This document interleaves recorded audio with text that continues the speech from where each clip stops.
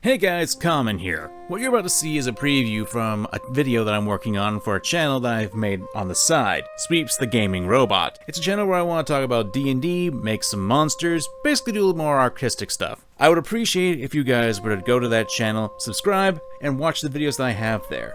If you do that, it really would help me. And now, I give you Sweeps. Have you ever wondered how powerful a person can be that they managed to destroy 5 campaigns? Well, wonder no more. Let's get right into it. Oh yeah, I'm Sweeps, and blah blah blah, you know the drill at this point. Let's get to the horror story. And you are? I'm the guy. The real guy. So a few years ago, I, 20 to 22, was dating this guy, and he loved D&D. He actually convinced me to start playing and got me really into it, but the games we played were often overpopulated with players, so the sessions would consist mostly of waiting for players' turns to end and never actually getting to do much of anything else. Eventually, we decided to just start playing with my 2 siblings, my sister who we'll call Rianne, 24 through 26, and my brother, 14 through 16, who we'll call Peter. Since we figured a smaller group would create a more enjoyable game, I had no idea the tedious many-playered games of old had completely protected me from learning the truth about this player. It generally seemed like it would be a really good change of pace to finally get to play small, simple games with just a few players. It has been 5 games, several almost games, and I am finally free from this disaster of a player DM, so I am more than ready to dish. We'll call him Kevin, 23 to 25. Hi, Kevin. Now, I should mention that before things got crazy, there was an almost game, which was actually cancelled because our friend wasn't keeping up with his college work. Honestly, points to Kevin, this one wasn't his fault. He did reveal in less than half an hour that Rian's secretly a drow character was a drow though, so there's that. From this point forward, all of our games consisted of only 4 of us. And dang was the first real game a doozy. We're playing Waterdeep, with Kevin as the DM.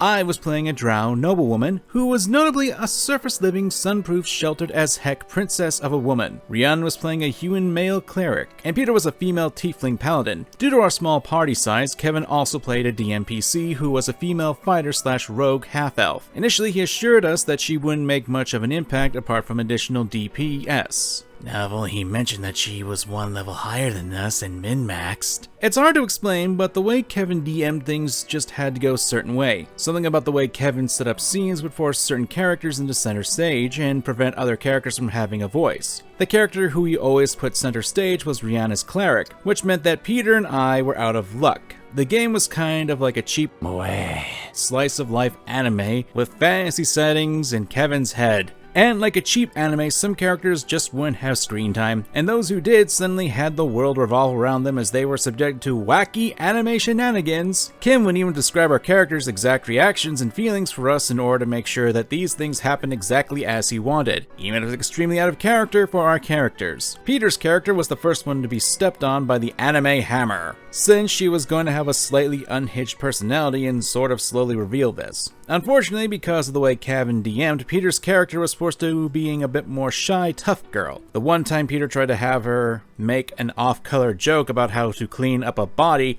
Kevin threatened an alignment check and to take away her paladin powers. Stop! You violated the law! I don't think any of us knew we were even playing with alignments. Kevin also insisted on making comments about how top-heavy Peter's tiefling was, and she had an anime boob fall at least once with Rianne's cleric. The character honestly had really small boobs too, and usually wore a full plate of armor, so I don't know how he fell into that. My character, the sheltered drow woman, was pretty much never allowed to do anything. It was like Kevin didn't know what to do with her, so he just sorta did nothing. What little he did do was also involved with another drow. My character would go into a shop and would randomly be run by a drider, or she would be at the harbor and happen upon some other drow. This actually meant nothing to her though, because she's never been exposed to her own culture and had no idea what a drider even is or what the struggle of a drow people were. It made the scenes incredibly awkward, and after that, well, she seriously wasn't allowed to talk. Kevin would just sort of never have a character talk to her or never let a scene involve her, so that even if I tried to speak up, the NPCs would just ignore my character. And you dated this guy? When you look at someone through rose-colored glasses, all the red flags just look like flags. But damn, was Rihanna's cleric allowed to talk.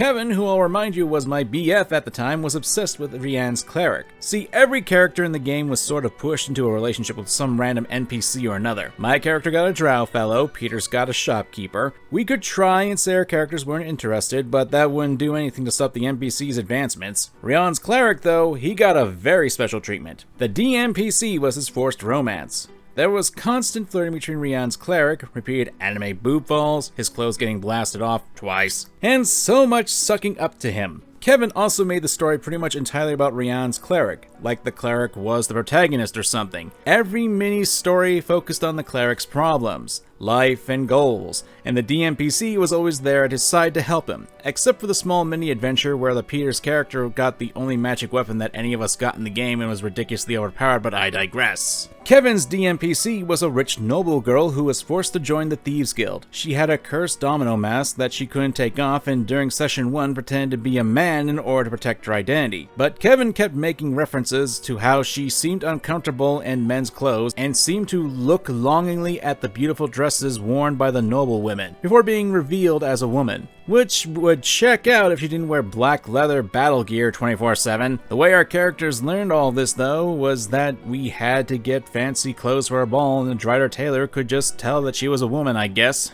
and put her in a super frilly dress. Unlike the second session, poof! Her need to hide her identity was gone. She's a woman now! She was also cured of her curse, by Rianne's cleric of course, in like the third session during an awkward anime hot spring. All of this matters for future games because Kevin couldn't just figure out how to stretch out the drama. Not cool. Dude, In terms of the forced romance, Peter's character's treatment was extra bad, so for plot reasons we had to stop by a shop to pick up some magic item or whatnot. Peter and Rianne's characters both went together, and on entering, Kevin proceeded to describe an incredibly hot shopkeeper and how utterly amazing he was and how he made Peter's character blush. Oh, but it got worse. I can't remember the exact circumstances, but Kevin had Peter roll a wisdom save. Something about whether or not Peter's tiefling fell for the hotness, I guess. Rianne's cleric didn't have to, cause I guess he's straight according to God?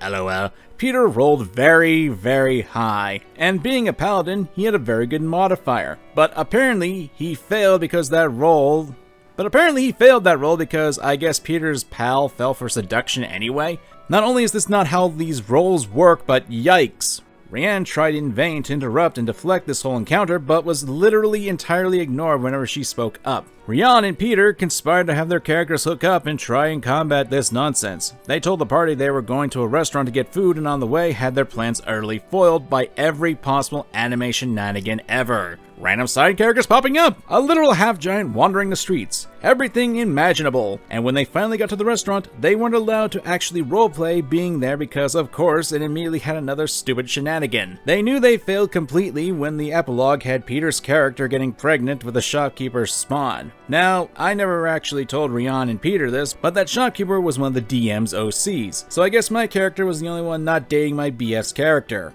Seems like I kinda dodged a bullet there. This is without mentioning the extreme changes he made to the Waterdeep module's story. Out of the 4 villains, Kevin chose the evil rich couple whose names I've forgotten. This didn't stop the other villains from making random appearances, but that was a forgivable little thing. The biggest thing was the ending. Rianne had heard from her friends that this ending was cool, and was the most excited for this crazed cool mansion at the end of the module with this villain set. But Kevin had other plans. I guess he thought he was a better writer than the official D&D writers? Because we got a multi-story demon-infested tower with crazy people at the bottom who wanted to summon demons from another world. We killed the demons, saved the day, and that was the end. No cool mansion, just a weird parade that was crashed by hordes of demons and a magic teleporting tower. And that is only the first game. I seriously wonder why we kept doing this to ourselves, but here we go.